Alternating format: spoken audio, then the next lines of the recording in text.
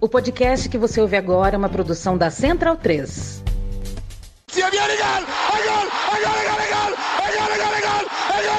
Parte Pirlo! ¡Qué victoria! ¡Qué victoria! Non lo so che ha segnato, ma chi se lo frega! Tardelli!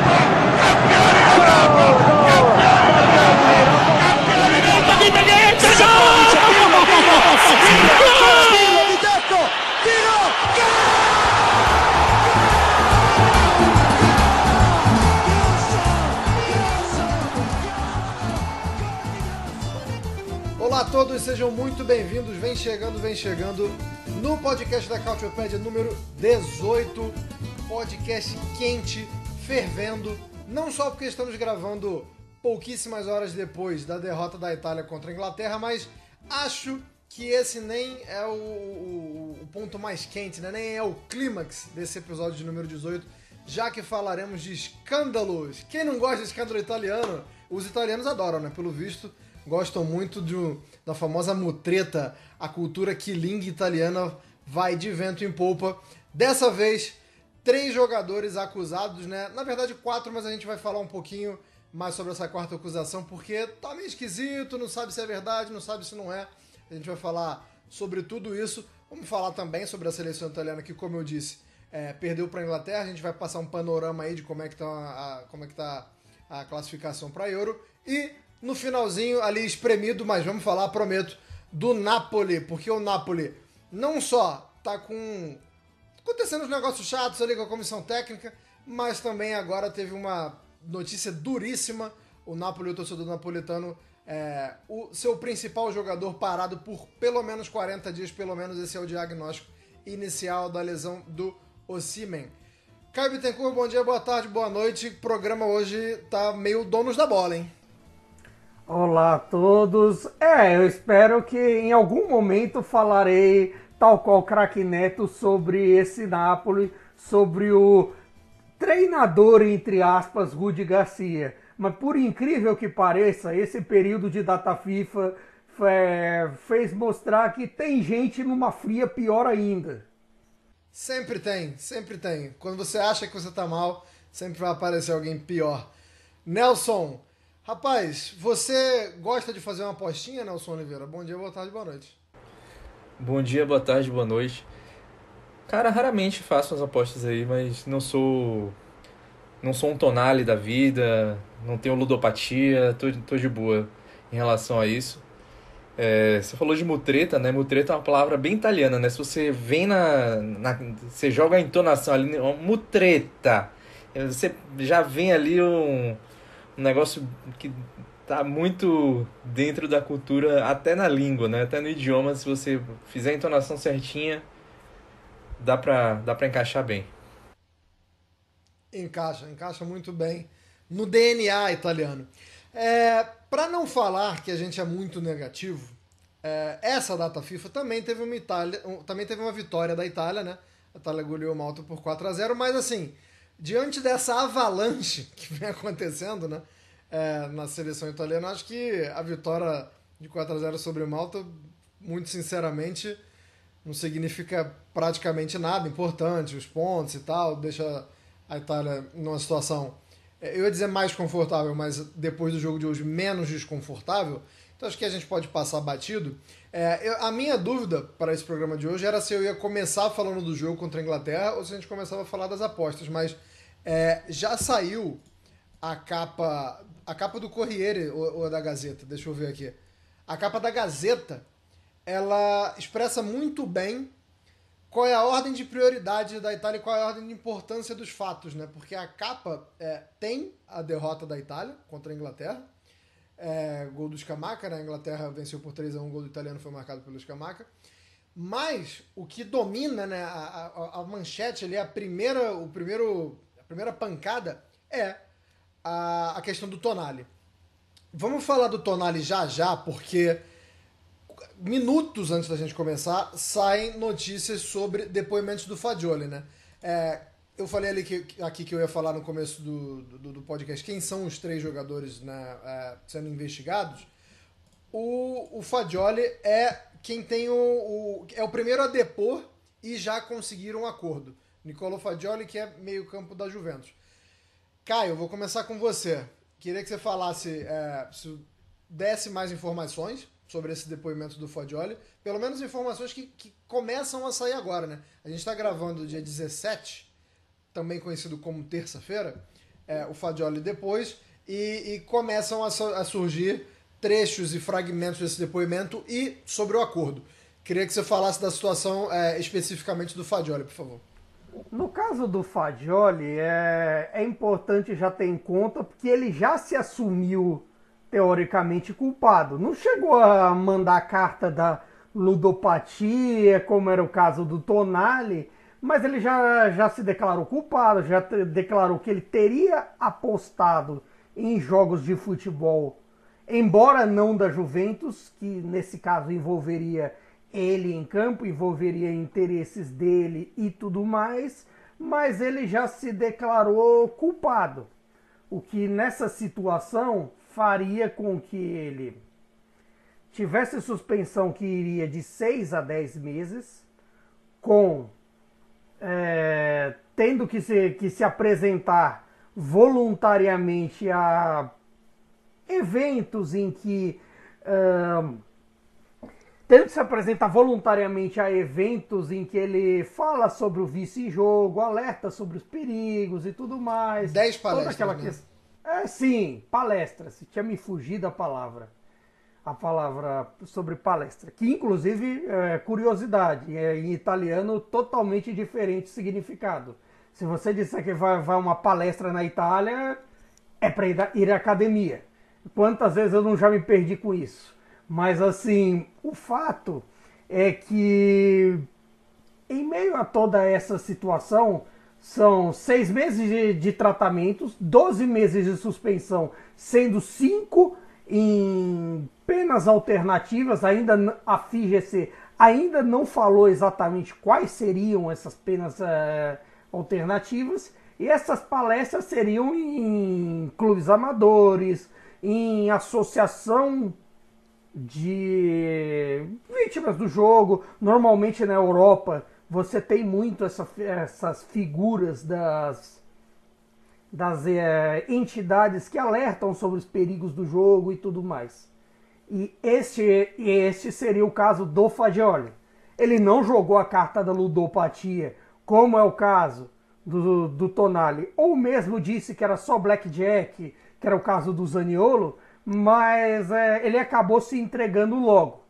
Por outro lado, o caso do Tonali e do Zaniolo vem novas investigações, especialmente com o Tonali. É isso, calma, vamos devagar, porque eu ainda tenho um ponto que eu queria debater sobre o Fagioli com o Nelson. Nelson,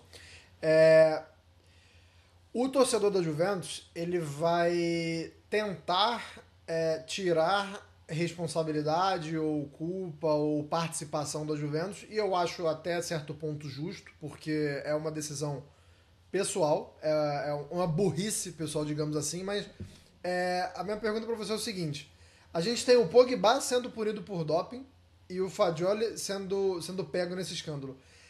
Mesmo que de uma forma indireta, isso não mostra como virou bagunça, tá um cabaré o vestiário da Juventus? Porque, assim, como eu falei, responsabilidade é do atleta, né? O CPF ali é Pogba e Fagioli. Mas, assim, isso não mostra que, de alguma forma, ou a Juventus não está cuidando dos seus atletas, ou a Juventus não está educando os seus atletas, ou eu estou viajando? Na verdade, não é nem só questão dos atletas, né? Essa semana mesmo, o Cristiano Giuntoli acabou de chegar lá, né? Mas já proferiu uma frase machista pra caramba. Enfim, falando que uma contratação errada de um jogador é como se fosse uma namorada que você descobre que não sabe lavar, passar e cozinhar. Pelo amor de Deus, né? 2023, e a Juventus não falou nada também sobre isso. Até agora não se pronunciou sobre o assunto. Enfim, isso aí tem a ver com o Pogba, né? Talvez, né? Que foi uma contratação equivocada. A volta do Fagioli também poderia entrar nesse comentário que ele fez aí, apesar da sua péssima comparação. Mas sim, a Juventus já está acéfala já tem um tempo, né? Tem acontecido tudo de errado ali no clube. Isso demonstra que tem algo de errado de cima para baixo. O exemplo sempre vem de cima, né? E depois do que a gente viu, de toda a questão de balanços fraudados, etc., com a participação do dono do clube, fica meio bagunçado o negócio, né? E a gente ainda tem que ver, né? Beleza, você falou de CPF do Fagioli, que teria sido uma decisão pessoal, mas a gente tem que ver ainda isso aí, as investigações irão dizer se a diretoria, alguém de dentro do clube sabia ou não, porque omissão de denúncia também é considerado um delito. Então, a depender de como as investigações andem, a gente vai ter a real dimensão do que é que está acontecendo. Foi dito, né, que o Bonucci saberia, né, e também um funcionário do clube saberia. Mas, enfim, o que a gente pode dizer é que algumas das informações que vão aparecendo não têm um grau de confiabilidade alta, porque a figura que está fazendo essas delações, né, essas denúncias, não é uma figura nada confiável, né? O Fabrício Corona, para quem não sabe, né, tipo... Quem é Fabrício Corona, Nelson? Ele é um paparazzo, né? Já extorquiu um monte de gente ligada ao futebol, já tentou e também conseguiu, né?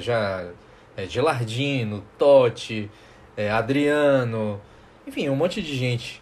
É um desses personagens da mídia aí, né?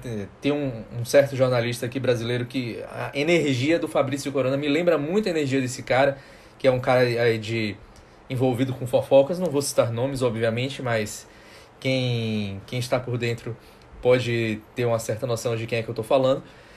E, enfim, é um cara muito complicado, já foi, de fato, condenado por extorsão, já tomou uma surra do Scully. Scully, para quem não lembra, é um jogador que já jogou no Genoa, já jogou na Lazio, já jogou na Juventus também. Que tem uma família um tanto quanto interessante. Exatamente, né? Ele é neto de um mafioso, isso aí é notório, todo mundo sabe disso. E, enfim, numa tentativa de extorsão, rolou um entreveiro, né? E aí ele teria espancado, junto com um outro colega, teria espancado o Fabrício Corona. Eles não se resolveram na justiça, né? Depois dos depoimentos, cada um disse que não, porque, enfim, os dois estavam atolados até o pescoço com problemas, né, judiciais, então eles preferiram resolver entre eles.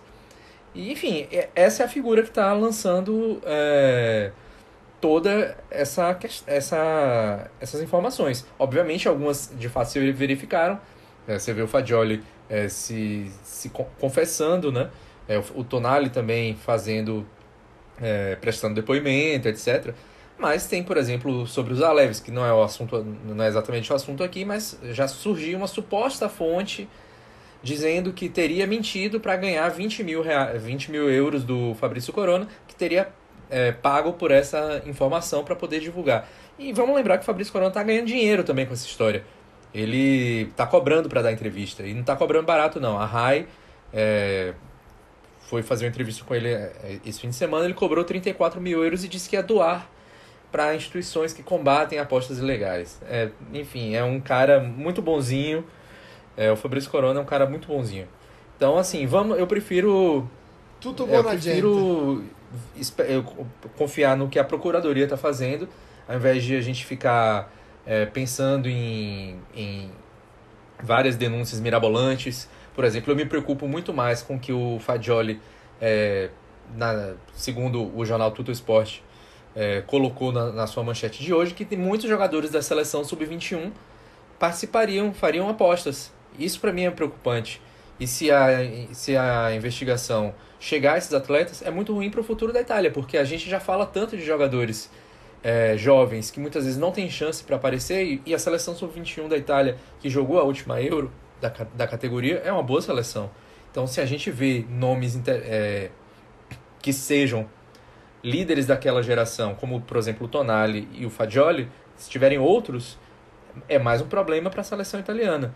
Ele vai ter que lidar com caras que vão ficar aí afastados durante um tempo.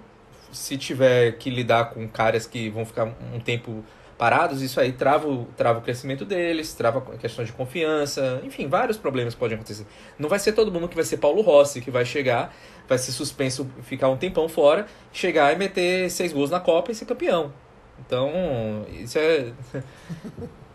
enfim... E mesmo Inclusive... assim, o Bearzot só apostou no Paulo Rossi, apostou, nossa palavra, mas assim, o Bearzot só acreditou no Paulo Rossi porque assim, que ele tinha o histórico lá no Perugia, na Juventus, no pouquinho tempo antes do Totonero, que... Para você ver como as coisas assim, só mudaram as plataformas. O Toto da loteria, Totocautio que chama, no fim das contas, é um sistema parecido com a nossa loteca. Agora são são as tantas casas de apostas do mundo. Mas eu acho assim, pior que tem algo parecido. Tem algo parecido na Itália, mas assim, como as casas acabam sendo globais e tudo mais, e os sistemas acabam dando no mesmo. Só que eu não acho que é exatamente culpa de clube, algo específico. Nesse caso, eu acho que a discussão é interessante, mas eu tenho um ponto para você que é o seguinte. Também nessa matéria do Tuttosport, né, que vai sair, o Fagioli falou que pediu empréstimos a companheiros. Aí já não passa a ser um negócio do clube aí, porque, pô, bicho, chega... É que assim, teoricamente, fica aquela coisa de até onde vai o empregador e o empregado. Até onde você pode chegar e dizer assim, não, você não vai gastar com tal coisa. Porque ele pode simplesmente, da questão do vício em jogo, você pode simplesmente meter uma e dizer, eu tenho uma dívida com tal coisa, sei lá, com alguém que está reformando minha casa, muito ou o banco vai tomar meu carro, o que é meio improvável considerando os altos valores que um jogador de primeira divisão receba. Mas acontece. Vários e vários caras assim, a gente cansou de ver história no Brasil, na Itália, na Tanzânia, na Indonésia, no Reino Unido, então nem se fala, de jogador que tinha dinheiro e perdeu tudo. Tipo, esse tipo de coisa pode acontecer também. Só que, ao mesmo tempo, a gente vê que é uma situação que está ocorrendo no futebol pelo mundo. Os casos no Brasil, casos similares assim que pararam o campeonato na Bolívia, por exemplo, que de apostas, para falar aqui em América do Sul. Tem o caso do Ivan Toney na Premier League, que ele passou 5 meses... Já está vigente aí o período de 5 meses suspenso, porque ele apostou em jogos do Brentford que ele estaria em campo. Quer dizer, também... Tem nosso querido Lucas Paquetá. O Paquetá que é esse grande ponto de interrogação, mas... ninguém sabe exatamente o que é até agora. Quer dizer, esse grande limbo, fica uma dúvida até onde os jogadores podem jogar, quem é da família que pode jogar ou não. E assim, hoje em dia, quer dizer, não diria que hoje em dia, mas assim, historicamente, jogador sempre tem a figura dos familiares próximos, a figura dos amigos ou parças, dependendo de quem você seja, ou, sei lá, fulano que conhece não sei quem. A teoria dos 6 graus de separação é muito forte no futebol. Então, assim, cabe à FIFA, UEFA, aí entre as federações nacionais também, colocar um código único nesse quesito, ter mecanismos de parceria com polícias nacionais, com questões judiciais e tudo mais, dentro do possível. Porque assim, vamos lembrar também que manipulação de resultados é um tipo de crime que nem a Interpol consegue pegar direito. Então, assim, é um grande limbo. É meio que uma situação que alguns não sabem exatamente o que fazer. Por isso, acho até que alguns já se entregaram rápido pensando que lá na frente não poderiam gerar um banimento do futebol ou até uma grande suspensão. O Tonali já meio que entregou coisa da ludopatia até para se esconder também. Porque assim, imagine, se essa história que saiu na capa da Gazeta dessa quarta-feira é real, que ele apostou no Milan enquanto estava em campo do Milan, seja lá como for.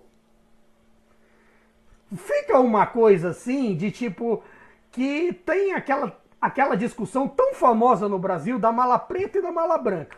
A mala branca, teoricamente, assim, muita gente pensa, vamos aceitar, etc, porque, assim, você está me pagando para ganhar, incentivo, etc. Mala preta para perder.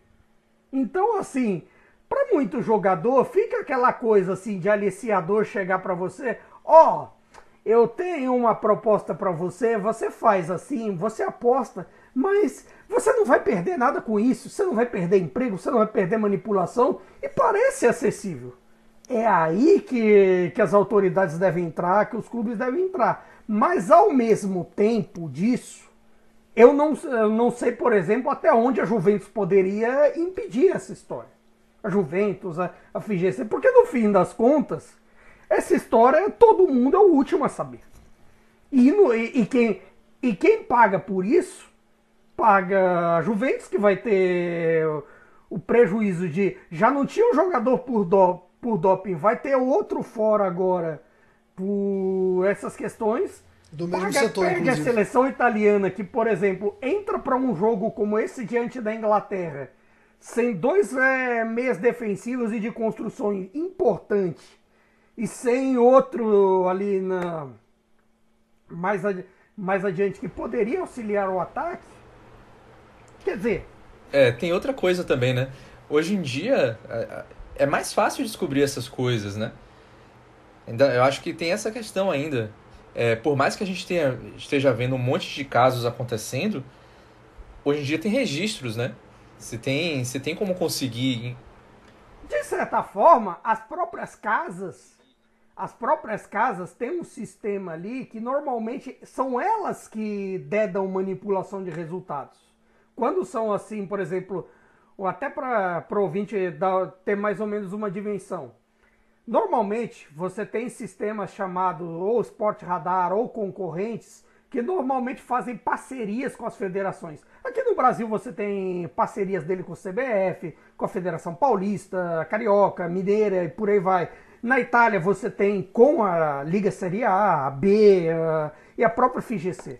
E esse tipo de coisa, quando você vê uma movimentação que parece estranha, normalmente ela avisa, teve uma movimentação aqui estranha de cartão, um índice de cartão mais baixo que o normal, por exemplo, para falar do caso do Paquetá que está sendo investigado na Premier League. Se pegou por uma movimentação de cartão meio estranha, até num certo jogo que o Paquetá levou cartão.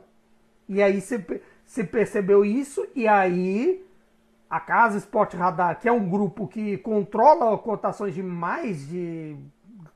muitas casas, e no fim das contas acabou entregando para o Ministério Público Britânico. Nelson, eu queria voltar com você só no negócio que o Caio falou e ficou na minha cabeça, porque eu também já tinha pensado a mesma coisa. Você pode até desenvolver o raciocínio que você queria, mas é porque eu acho também que os comunicados, né, que os jogadores e principalmente o Tonali estão soltando, tá muito assim, tá um vitimismo, né, tá um coitadismo e tal. Eu queria saber até que ponto você acredita nisso, até que ponto... É lógico que é importante ser debatido o vício no jogo, né?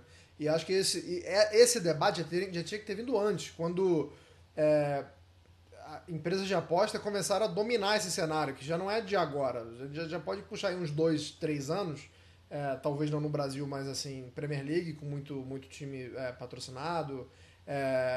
Esse debate já tinha que acontecer, mas eu tô achando nesse caso específico, assim, não sei, tentando jogar pra galera, assim, um pouco. Eu queria saber a sua opinião. Então, até esse momento, né, o Caio falou de manipulação, que tem todo esse sistema. Até o momento a gente não está falando de manipulação de resultados, né? A gente está falando de jogadores que utilizaram apostas, uma plataforma ilegal de apostas para fazerem algo que está contra o seu código ético, né? Que não pode jogador apostar em futebol. Então, por isso que o Zaniolo, ele coloca, eu não apostei em futebol, então ele estaria liberado, né? Não teria nenhum tipo de pena por ele estar apostando em cartas, por exemplo. Então, nesse momento, a gente não está falando ainda de manipulação de resultados. Então, agora, por exemplo, saiu a notícia do Tonali que ele teria apostado em jogos do Milan, que já é grave. Já é grave ele ter apostado jogos no Milan mais ainda. Na teoria, ele não apostou em nada que pudesse ter uma influência sobre o resultado. Enfim, as investigações vão dizer. Mas é isso. Hoje em dia, a gente tem formas de traçar esse caminho todo. Você apostou no Milan mesmo? Vamos ver aqui o seu histórico de apostas. Vamos ver aqui o que você fez, com quem você conversou. Então, hoje em dia, por mais que isso não vá coibir, isso vai poder estabelecer punições a posteriori, né? Não tem como a polícia evitar um crime. O crime vai acontecer, a polícia vai... Enfim, as autoridades vão punir o crime depois que ele aconteça. Aí, esse é um ponto. Obviamente, falta educação. Eu acho que isso aí tem que ter muito para os jogadores na base. Obviamente, de uma maneira geral, né? Porque, tipo, beleza, os sites de apostas, eles colocam lá, faça aposta responsável, não sei o quê. Toda essa coisinha não vou chamar de lero-lero, mas enfim. Existe esses avisos, etc. Mas tudo bem que eles não estão na função deles de ficar dizendo o que é que você tem que fazer. Mas precisa existir uma educação que não vai vir do site de apostas. Você não pode esperar que o site de apostas que ganha dinheiro com isso vai te ensinar a como gastar o seu dinheiro. Por mais que ele queira que a pessoa tenha dinheiro para poder apostar, não é a função dele fazer isso.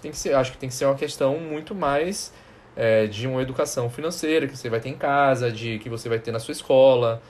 E no caso dos jogadores, que eu acho que é a questão principal, é ter desde a base uma questão de código de ética. Menores de idade não podem apostar, na teoria. Então você já tem que ir trabalhando isso com os jovens da base desde pequeno. Na Itália a gente tem escândalos de manipulação de resultados desde 1920. Então, assim, não é uma coisa nova, né? Só que a diferença é que agora a gente tem uma forma muito mais... enfim, de produção de provas, de investigação. Existem mais mecanismos para isso. Antigamente você dependia de denúncias de alguém que não se beneficiou do acordo, qualquer coisa do tipo, assim, né? Então era mais difícil você punir envolvidos. Hoje a gente pode traçar todo o histórico do delito, né, se for o caso. Então, assim, coitadismo, eu não sei. A gente vai ver. Eu acho que vai depender mesmo. Será que ele é viciado na parada? Quanto é que ele estava ganhando? O Fagioli parece, de fato, que ele estava devendo muito. E assim, no caso do Fagioli, a gente também tem uma questão. O Fagioli ele não ganhava tanto dinheiro até o ano passado. Ele começou a ganhar 1 milhão de euros anuais quando ele renovou com a Juventus em 2022, agosto de 2022. Antes, o salário dele era de alguns milhares de euros. Então, obviamente, é um salário ainda bom, ainda acima da realidade de muitos jogadores no mundo, mas ele não era um milionário. Então, ele ficou devendo 3 milhões em dívidas de jogo. Então, ele precisaria trabalhar 3 anos, né? Então, assim... Não, eu acho muito, muito interessante que, pelo menos até Exatamente. agora, né? É sempre bom a gente falar isso, porque as investigações, os depoimentos, eles vão acontecendo assim, enquanto a gente está gravando e amanhã já vai ter novidade. Mas eu acho engraçado como é uma questão muito geracional, né, Caio? Inclusive, a gente até já citou, né, que o Fagioli no depoimento dele fala, os jogadores da base apostam muito, mas eu acho que por coisas que a gente já debateu aqui, como não haver regras específicas ou punições específicas para isso, mas eu acho também que a gente pode falar um pouco também do ponto de vista psicológico de uma garotada que talvez não tivesse preparada para tanta facilidade assim, né? E tem gente que é mal intencionado, que vai atrás, mas É uma parada muito da geração, eu tô achando, né? Pelo menos como eu falei, até agora não apareceu nenhum jogador mais velho. Qual a idade dos Aleves? Porque os Aleves devem ter, o quê? 21, 22? Deixa eu ver aqui. Tem 21. Então, assim, todos na mesma faixa etária. Então, é complicado você trabalhar com essa geração, de uma forma geral, né, cara? Porque a gente tá dando nomes aqui, né? Porque foi quem apareceu até agora. Mas, cara, que negócio de maluco, né? Que tá acontecendo com a garotada, né? E, assim, a gente tá falando de Itália, bicho. Ninguém garante que não tem nos outros países também, né? Eu acho que isso é um padrão global, de certa forma. Mas eu não sei também até que ponto isso pode não ter a ver com o ser pego ou não. Porque, assim, o pessoal mais velho de jogadores na Itália viveram o Calciscommesse lá entre 2010 e 2012, que acabaram com investigações rodeando até estourando 2013, por exemplo. E essas coisas acabaram, de certa forma, criando dúvidas sobre a credibilidade de alguns nomes. O tanto de piada, por exemplo, que eu ouvi do Buffon esses dias. Olha ele aqui, ó.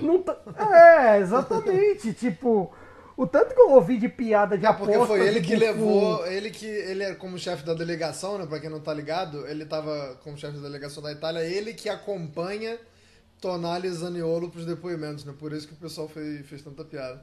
Sim, além desse aspecto, o Buffon tem toda aquela investigação do Calciscommesse que bateu no Conte, que será citado aqui em outro momento. Mas teve o Conte, chegou a bater na porta do Paulo Cannavaro, chegou a bater na porta de muita gente. Claro, a maioria se tornou... Teve muita gente que acabou saindo inocente, o próprio Buffon, o Paulo Cannavaro, mas outros foram suspensos, como o próprio Antônio Conte. Isso para falar só de 3 nomes, foram vários naquele período. E assim, quando você tem um escândalo como esse, embora esse não gerou de fato, até o momento não há uma prova de manipulação de resultados. Embora não tenha isso até esse momento, fica essa discussão sobre ética pairando no ar, e depois de um certo tempo que alguém é pego, as coisas parecem estar numa calmaria, as pessoas fogem, aí volta tudo de novo, até que alguém é pego e vira um ciclo ad eternum. Porque isso é padrão. Acho que esse era um pouco do meu ponto, né? Porque quando eu falei de geração, parece que já é uma geração que não viveu, né? O último grande escândalo, e acho que... Não sei, né? Assim, é curioso como são as coisas, porque se você for parar pra pensar, são pessoas assim... Deixa eu ver, o Tonali tinha 10 anos quando o caso Calciscommesse estourou. 10 anos, assim, se você pelo menos, sei lá, maníaco pro futebol, não é possível que você não saiba. Eu acho assim, às vezes fica-se muito naquela coisa do o jogador é inocente, que não sei o quê, que eu acho que em algum momento a gente fica nessa situação de ou o cara é o demônio na terra, ou ele é um sujeito inimputável. Tipo... Eu acho que eles precisam responder os próprios delitos, mas ao mesmo tempo não cabe demonização. São humanos e humanos erram. Mas para corrigir esses erros é importante saber onde está o erro, saber onde o sujeito errou, fazer com que ele se arrependa, peça desculpas e pague pelos seus delitos, com suspensões, com multas e por aí vai, ou até prisão, se for alguns casos. Se for assim, sei lá, suponhamos que um deles resolveu corromper, sei lá, 1, 2, 3, 4, aí vai trocentos jogadores. Se um deles corrompeu, aí é outra conversa.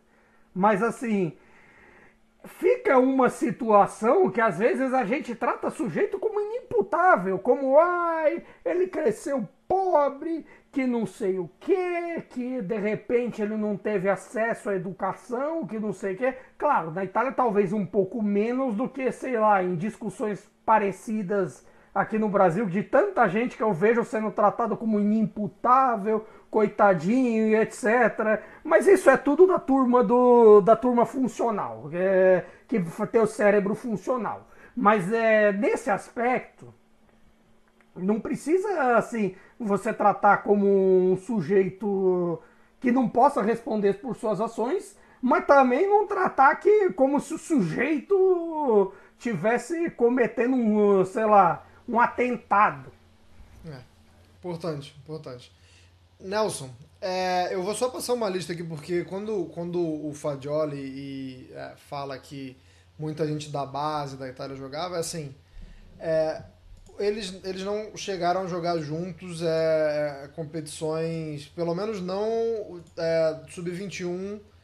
O Tonali jogou 2, né? O Tonali jogou 2 sub-21 e nenhum deles o Fagioli Tava no último. Mas, cara, quando eu vejo a lista de Tava nomes... no último. Oi? Jogaram juntos a última Euro sub-21. Não, então... Sim, mas a de 2009 e 2021 o Fagioli não tava.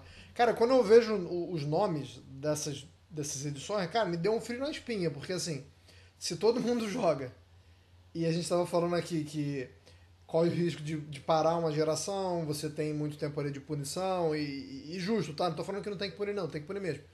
Mas assim, cara, quando eu vejo os nomes dos jogadores, irmão, é uma geração boa, talvez não seja excepcional, mas uma geração com bons nomes, e aí eu vou falar uns nomes aqui que jogaram esses europeus e, rapaz, como eu te falei, deu um frio na espinha. Porque tem o Bastoni, tem o Barella, tem o Locatelli, tem Chiesa, tem o Orsolini.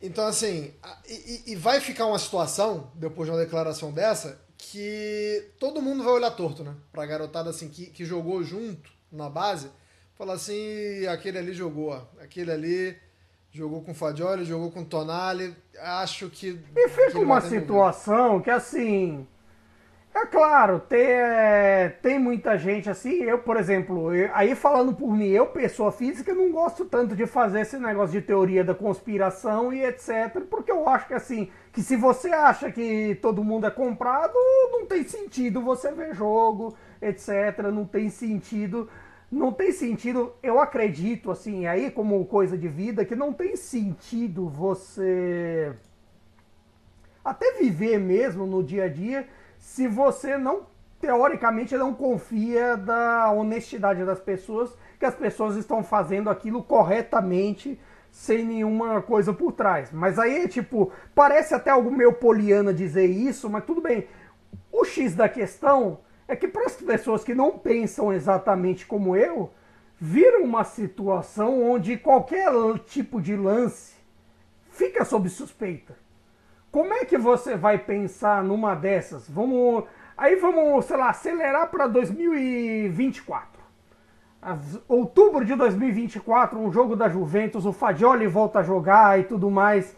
Aí ele faz uma falta besta na lateral do campo. Pode ser, sei lá, vamos pensar no jogo mais faltoso de todos. O Derby della Mole com o Torino. Vamos supor que ele faz uma falta violenta, toma cartão, etc. Aí como é que o cara pensa se aquilo não foi desmedido, se de repente aquela clássica piadinha que se faz assim, que às vezes pune gente inocente, até como aconteceu algumas vezes em campeonatos estaduais que teve gente até punido com essa piadinha. Isso só pode ser esquema de aposta, que não sei o que não sei o que lá. Que é um saco, né? Tem muito jogador ruim, gente. Tem jogador que às vezes nem é ruim, mas comete erro. Pelo amor de Deus. Sim, o jogo é sobre erros também, mas ao mesmo tempo, tipo, quando um desse erra também, você joga a classe também numa dessas. Sempre, tudo bem que muitas vezes as redes sociais parecem aqueles tiozão de bar dizendo que tudo é comprado. Mas porra, se você vai, como é que é? assistindo na premissa de que tudo é culpado, tudo é não sei o quê, cara, Mas eu toda acho geração melhor tem, você fazer como outra você coisa falou, na vida. Como você falou, toda geração tem sua teoria, né? Se a gente pegar uma galera mais antiga, todo mundo tem certeza que a Copa de 98 o Brasil vendeu por alguma coisa, ou pra Nike, ou pra, sei lá, pra alguém. Nelson, É queria que engraçado, você essas fechasse. teorias só acontecem quando perde. Eu nunca vi alguém fazer teoria quando ganha. Nelson, a gente falou pouco, até porque é quem menos se manifestou, mas tem o Zaniolo também. Queria que você falasse do Zaniolo para fechar essa trinca aí, né? Pelo menos dos formalmente acusados e de que vão depor.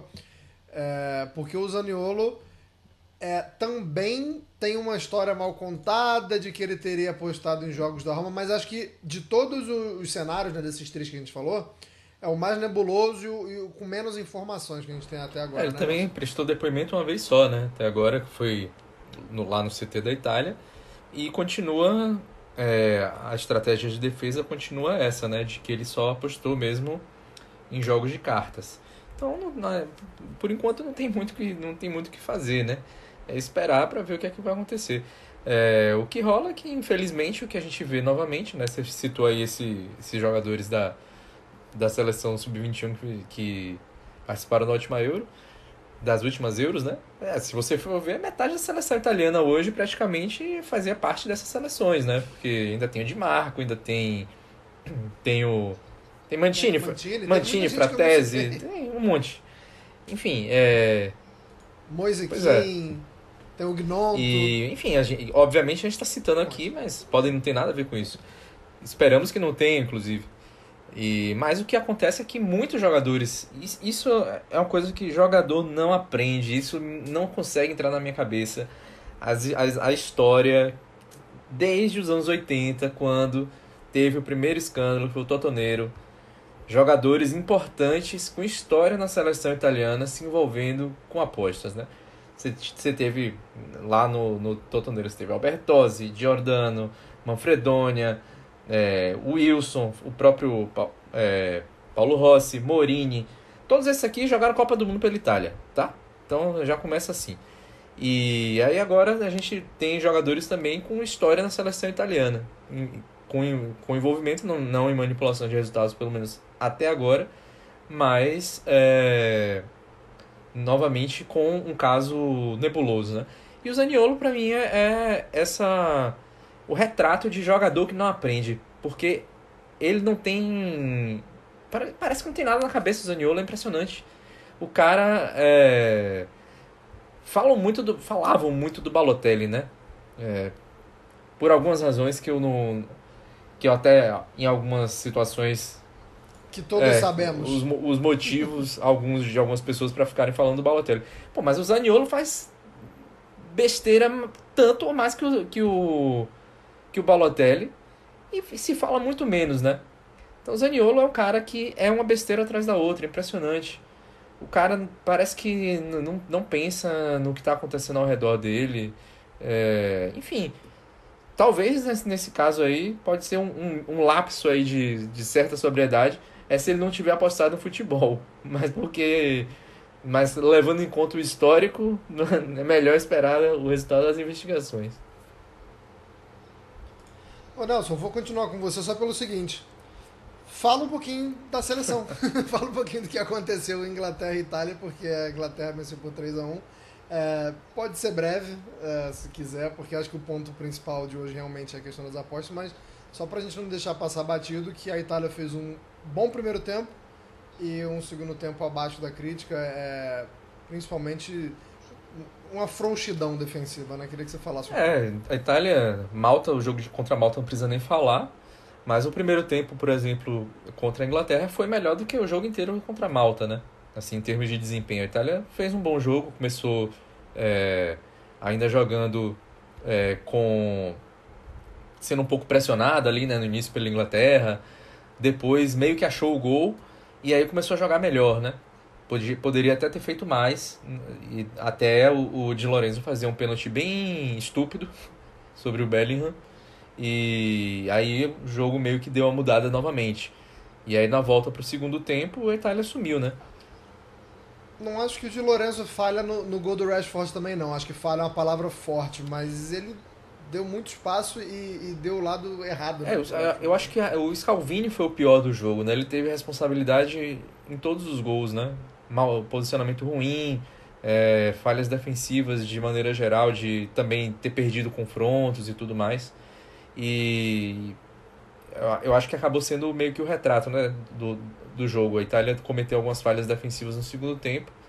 O meio-campo sumiu também, parou de criar, não teve mais praticamente nenhum tipo de. Não fez mais nenhum tipo de jogada interessante que pudesse ter causado algum tipo de incômodo à Inglaterra no segundo tempo. E meio que. Enfim, por sorte, né? Digamos assim, não muda a história da Itália no grupo, né? Porque a Itália continua precisando de uma vitória contra a Macedônia do Norte, o que pode ser traumático, mas dessa vez a Macedônia do Norte já está eliminada, então não tem mais nenhum objetivo no grupo. E. Mas dessa vez eu acho que a Itália precisa colocar um pouquinho mais a cabeça no lugar e jogar de uma forma um pouco mais contundente contra a Macedônia do Norte. E precisa dessa vitória e até um empate também serve, né? Porque assim, aí a Itália vai precisar ganhar da Ucrânia, vai mudar a ordem dos fatores, né? A Itália precisa de 4 pontos para se classificar para Euro. Nos grupos, porque a Itália já tem uma vaga assegurada nos playoffs via Nations League, né? E se não tiver 4 times, né? 4 seleções classificadas da Liga A Itália, que é a seleção que está à frente na classificação, se não me falha a memória nesse momento, não, a Croácia está na frente, mas eu acho que a Croácia vai conseguir superar Gales na própria fase de grupos, e caso isso aconteça, a Itália pegaria a Estônia e depois pegaria o vencedor de provavelmente o jogo entre Polônia e creio que a Finlândia. Nesse momento seria a seleção que estaria. O Gales, né, na verdade, porque caso a Croácia se classifique, né, teria que jogar contra Estônia, talvez, e o vencedor entre Polônia e Gales. Enfim, ainda não fica um caminho proibitivo, mas obviamente é chato, né? Jogar mais outros 2 jogos, manter isso daí. E ainda vejo a Itália com boas chances de classificação. Se a gente for colocar o confronto direto contra a Ucrânia, a Itália praticamente não sofreu, né? Contra a Ucrânia, tem uma seleção mais forte. O jogo vai ser em campo neutro, né? Vai ser em Leverkusen o jogo contra a Ucrânia. Vamos ver. Eu acho que a Itália ainda, apesar de o jogo na Macedônia do Norte ter atrapalhado muito os planos, né? No final das contas ele não ia mudar muito, porque se a Itália tivesse vencido a Macedônia do Norte na Macedônia do Norte, teria mais 2 pontos, então não adiantaria vencer a Macedônia do Norte agora, porque não estaria classificada, ainda ia ter que não perder para a Ucrânia na próxima partida. E, enfim, não mudou a situação. Agora perdeu em casa para a Inglaterra, né? Aí sim, somando esses 2 resultados, deixou a situação um pouco mais complicada. E aí, infelizmente, tem que colocar um pouco na conta do Roberto Mancini, né? Que o final de trabalho dele foi abaixo da crítica. E Spalletti, obviamente, tem a participação no empate contra a Macedônia do Norte, mas foi o primeiro jogo, pegou um trabalho ainda muito prematuro. Então, vê aí se esse primeiro tempo contra a Inglaterra se repete e a Itália continua mantendo a posição que para mim ainda é de favoritismo na chave. Perfeito. Finalizando então com a Azzurra, a gente vai para a parte final do nosso episódio 18, que é falar do Napoli, né, Caio? Tá quente a situação em Nápoles, questão principalmente a Rudy Garcia, e agora, como diria o saudoso merda acontece do Hermes e Renato, né? Depois do balde de água fria vem o jato de água fria, que é a lesão do Osimhen, que como eu falei no começo do programa, a princípio 40 dias fora, o que pode ser, tá? Como eu falei, ele pode se recuperar antes, mas assim, se a gente for pegar a tabela do Napoli, pode ser que ele perca jogos. O Napoli tem uma sequência ali, final de novembro, começo de dezembro, que é só Real Madrid, Inter de Milão e Juventus. Só isso. Então pode ser que o Napoli tenha ele, pode ser que ele não tenha, mas fale um panorama geral aí sobre o que é o Napoli sem o Osimhen e principalmente sobre o que é o Napoli com o Rudi Garcia. Na verdade, assim, o fator Napoli sem Osimhen não seria um problema na temporada passada. É porque a temporada passada tinha treinador e esse treinador soube fazer circunstâncias com o Simeone, circunstâncias até mesmo com o Raspadori de falso 9. O problema, o atual treinador dosa mal os minutos do Osimhen em campo. Se vê, por exemplo, até na derrota diante da Fiorentina, que ele simplesmente, com o time empatando, ele resolve, eu vou tirar o Osimhen, e colocar o Simeone, que até foi isso que gerou a primeira briga lá atrás do Osimhen reclamando de ser substituído contra o Bolonha, que ele achava que tinha que ter 2 atacantes. O Rudi Garcia tirou para colocar o Simeone. O Rudi Garcia faz táticas completamente mirabolantes. O duelo com a Fiorentina foi o disaster class desse processo, em que do nada ele muda de 4-3-3 para 4-2-3-1, ele inventa o Raspadori de trequartista, mas o Raspadori não joga bem, e de repente ele muda tudo de novo, aí ele tira o Politano reclama. Numa dessas, ele já reclamou, ele já teve problemas com Osimhen, Politano e Kvaratskhelia, só os 3 de substituição, ou seja, com o trio de atacantes principal dele, ele já arrumou problemas.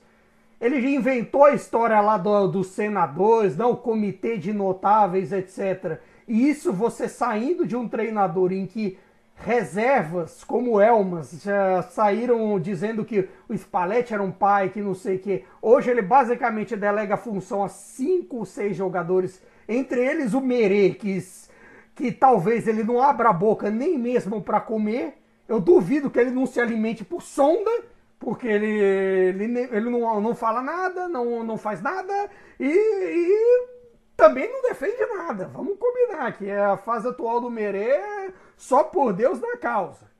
Mas aí entre essas situações do Rudi Garcia, você tem uma bagunça tática, que é por invenções que passam na cabeça dele, que ninguém entende, seja taticamente, tecnicamente, situações que não fazem sentido, situações físicas que ele força jogadores à exaustão, como foi com o Rachmani para a lesão dele, como foi com o Juan Jesus, como foi com o Anguissa, como foi até com o próprio Politano, que ele colocou machucado, tipo, nem uma semana que ele tinha sido cortado da seleção, ele já, vai Politano, joga. E não é a primeira vez que ele faz isso. No Lyon ele já tinha tido problemas com isso, ele inclusive tem como problema ter complicado as lesões do Rainer Adelaide, que praticamente rompeu o ligamento com ele, mas ainda assim ele botava lá, que a inteligência desse sujeito, assim, ele nega a ciência. O preparador físico dele você saiu de um banco do Spalletti e trocou por um açougueiro, porque na atual situação é isso. Fisicamente o Napoli tem problemas, em grupo tem problemas pra caramba, assim, aí você tem gestão de minutos dos novos contratados. O Natan precisou que todo mundo na zaga lesionasse para ele jogar. O Cajuste mal joga. O Lindstrom, então, nem se fala. Se bem que o Lindstrom jogou mal contra San Marino nessas data FIFA. Gloriosa seleção de San Marino. Devíamos falar mais dela. Fez gol hoje. Pois é. Amada San Marino. Um dia explicaremos o porquê San Marino não entra na nossa alçada. Mas dito isso, é bom tema. Vamos falar de San Marino qualquer dia desses. Tá encaixada a pauta. Mas dito isso, o Lindstrom não joga. A questão do Elmas é muito estranha, porque de repente, em certos momentos ele não põe para jogar, e em certos momentos ele põe de titular. É uma tática completamente maluca. De repente, um time que era bom de posse e de contragolpe, agora passa a esperar adversário, a entregar a bola para times bons de posse, como a Fiorentina do Vincenzo italiano. Simplesmente, até ressaltando, até na Itália, nesse jogo agora com a Inglaterra, várias e várias vezes estava o Di Lorenzo ultrapassando junto com o ponta. Você não vê mais isso do Di Lorenzo, seja o Politano, seja quem ele invente de botar ali. Ou o Raspadori, que dispensa apresentações de jogar em 4 posições, não render em nenhuma, ou Elmas, ou quem quer que seja. Sem falar os problemas de você colocar o Kvaratskhelia para receber bola lá de trás. Aí na seleção da Geórgia ele joga um pouquinho melhor, porque joga mais perto do gol. Coincidentemente, são esses motivos que fazem, de certa forma, o Rudi Garcia já estar morto no cargo. Vamos falar a verdade? Nápoles já demitiu o Rudi Garcia. A questão é que De Laurentiis não deu o comunicado por uma razão. Não tem ninguém na praça. Teoricamente, as outras opções seriam, vamos lá, em 3 nomes do mercado, 3, 4.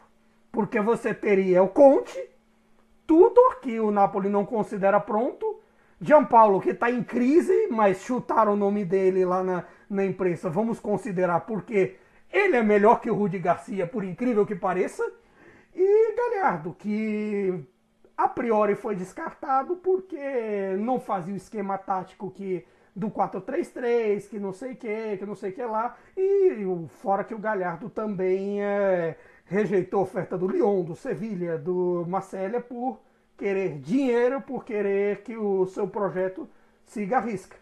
O único que o Napoli realmente foi atrás, assim, bateu na porta, foi justamente o Conte. Mas o que emperra? Primeiro, a vontade do Conte de estar de férias, de ficar com a família e tudo mais, depois do período no Tottenham. Segundo, que no fim das contas a gente conhece De Laurentiis. De Laurentiis é o sujeito que, assim, tá, beleza, eu te contrato, mas você quer receber um Pandoro e uma, sei lá, e um copinho de Aperol de salário? Não, topa, beleza, vamos. Ele vai fazer isso. Ele vai pagar pouco para esses aspectos, embora ele costumeiramente pague melhor aos treinadores, até que aos próprios jogadores. Mas não à toa tem 2 renovações emperradas no elenco por causa disso. Osimhen e Zielinski, vale ressaltar, muito por conta dessa política maluca do De Laurentiis de economia burra, que eu chamo em minhas redes, falei aqui com meus colegas de Napoli Brasil, que é uma economia burra. Então, assim, essa economia burra está prejudicando o Napoli. E chegamos num ponto que o Rudi Garcia já está morto. O problema é, quando ele irá ser demitido de fato? Esse é o grande questão, porque nós temos um zumbi nesse momento. Mas quanto tempo o zumbi ficará no cargo? Até realmente... veremos nos próximos episódios se De Laurentiis tirar o escorpião do bolso. Se não, teremos um zumbi do comando. Alguém morto. Foi justamente como os últimos 6 meses do Gattuso, em que ele já estava demitido, em que De Laurentiis bateu na porta de 3, 4 treinadores, incluindo Sarri, Spalletti, Allegri, e nada aconteceu porque ninguém quis assumir. Nesse momento, ninguém quis... Boa lembrança, até porque... A lembrança é boa porque o Gattuso, ele tem uma personalidade que o pessoal gosta de usar essa palavra, eu não gosto muito, mas vou usar, que é sanguínea, né? O Gattuso é aquele cara, pô, que ele é vívido. E se o Gattuso ficou morto-vivo, imagina o Não, ele ficou morto-vivo pelo cargo. Mas assim, nesse aspecto, o Rudi Garcia é sem comentários. Eu passaria um programa inteiro falando mal de Rudi Garcia, mas temos que acabar. Calma. O de hoje foi edição de número 18, ficou pra conta. Eu não vou pedir considerações finais de vocês não, porque a gente tá com o tempo corrido, mas vou dar uma consideração final. O Hernanes voltando a jogar e fazendo gol em sua primeira partida. Para quem quiser ver o gol, vá nas mídias sociais da Cautiopédia, que tem lá, inclusive dando saltos mortais na comemoração. É a dica de fim de programa. Ficamos por aqui. Muito obrigado a todos que nos ouviram, nos aguentaram até agora. Cuidado com esse negócio de aposta aí, hein, galera. Mesmo não sendo jogador, você pode entrar numa fria. Arrivederci, tchau.